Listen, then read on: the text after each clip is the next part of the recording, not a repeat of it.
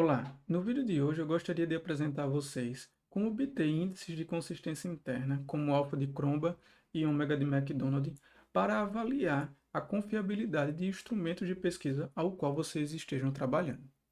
Vamos lá. Para começarmos, eu vou solicitar que você carregue no seu RStudio o pacote Tidyverse e o pacote Psy. Eles vão ser fundamentais para que a gente possa agora realizar essas análises de consistência interna. E mais uma vez eu vou utilizar o banco de dados DF. Esse banco de dados tem 150 observações e 146 variáveis. Observe que eu já deixei aqui escrito que dessas 146 variáveis, 41 destas elas não fazem parte da escala ao qual eu estou trabalhando. Nesse caso são os primeiros 41 itens. E a escala propriamente começa a partir do item 42. Essa escala em específico, ela se divide em 6 fatores. Então eu já deixei aqui embaixo os itens que compõem cada um desses 6 fatores e letras que vão nomenclaturar esses fatores para que eu possa trabalhar com eles de maneira isolada. Em seguida, eu vou carregar essas funções que eu já deixei aqui escrita para que eu possa salvar cada um desses fatores aqui ao lado.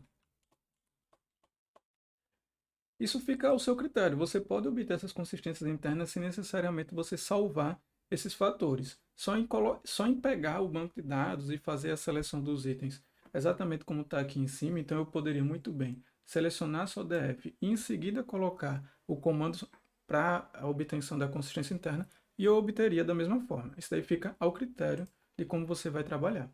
Mas já que eu salvei esses fatores, então aqui embaixo eu vou especificar agora cada fator que eu quero trabalhar nesse caso, né? Então eu vou pegar aqui o banco de dados R e vou colocar aqui o comando pipe.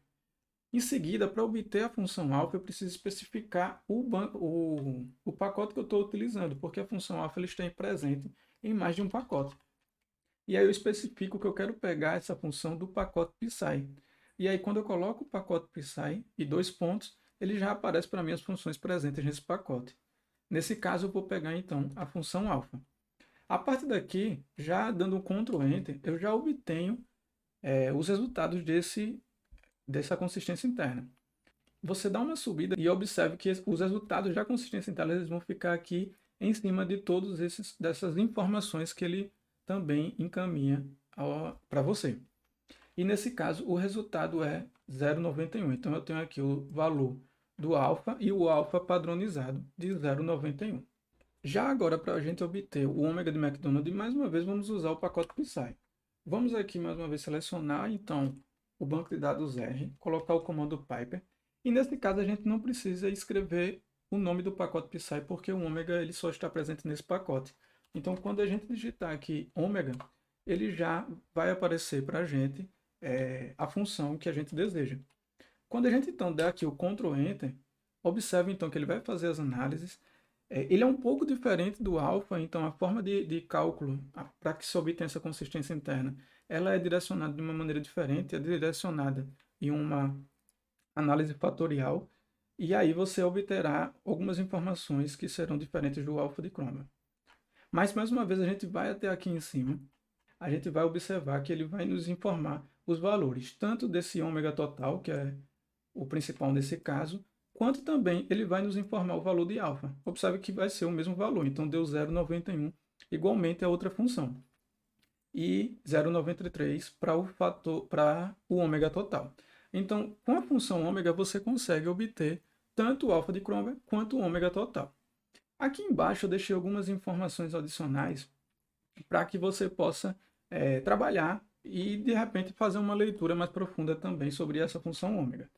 Uma das informações adicionais aqui é que, ao digitar a função ômega, você tem algumas opções para deixar mais específico a sua análise. Uma dessas é a possibilidade de utilizar uma correlação diferente para fazer a análise da sua consistência interna.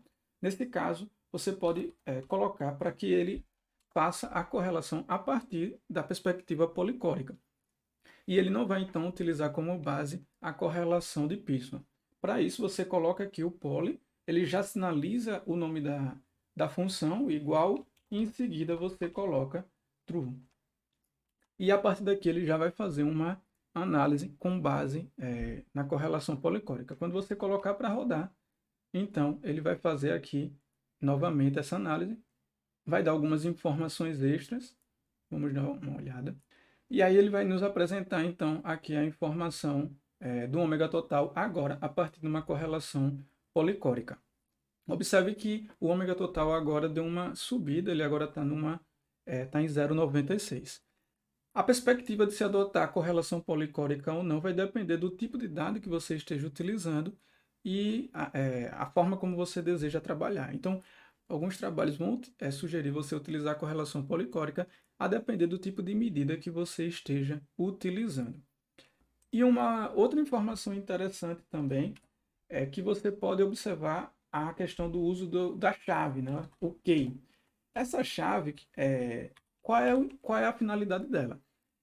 Quando você colocar essa função dentro da função ômega, ele vai sinalizar quais são os itens positivos ou negativos dos itens que você está fazendo a avaliação.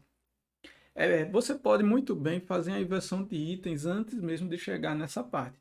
Mas caso você não tenha feito a inversão de itens, aqui é uma forma interessante de você fazer a consistência interna a partir dessa inversão.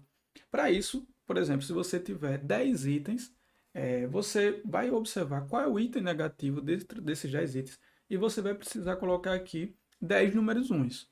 Nesse caso, vamos supor que o sexto item seja o item negativo, então eu vou colocar aqui 1, 1, até obter aqui o quarto, né? Vamos ver 1, 2, 3, 4, 5, e aí no sexto item eu coloco menos 1, porque ele está indicando aqui na hora do cálculo que esse item será negativo e os demais são itens positivos. E aí eu tenho que dar continuidade até terminar esses 10 itens. Então aqui é interessante para quem estiver fazendo uma análise e tenha itens negativos na hora de obter essa consistência interna. Então é isso. Caso vocês desejem se aprofundar mais sobre a discussão do uso do ômega, do uso do alfa, há alguns trabalhos interessantes. Então, alguns desses já sinalizam que o uso do ômega é interessante para trabalhos na área de psicometria, trabalhos que utilizem a consistência interna nos seus instrumentos. E aí fica aqui a dica para vocês de como é que vocês podem obter esses índices de consistência interna. Agradeço a todos que acompanharam o vídeo e, se puderem, participem então desse canal, que isso vai ser super importante para a continuidade desse trabalho. Obrigado.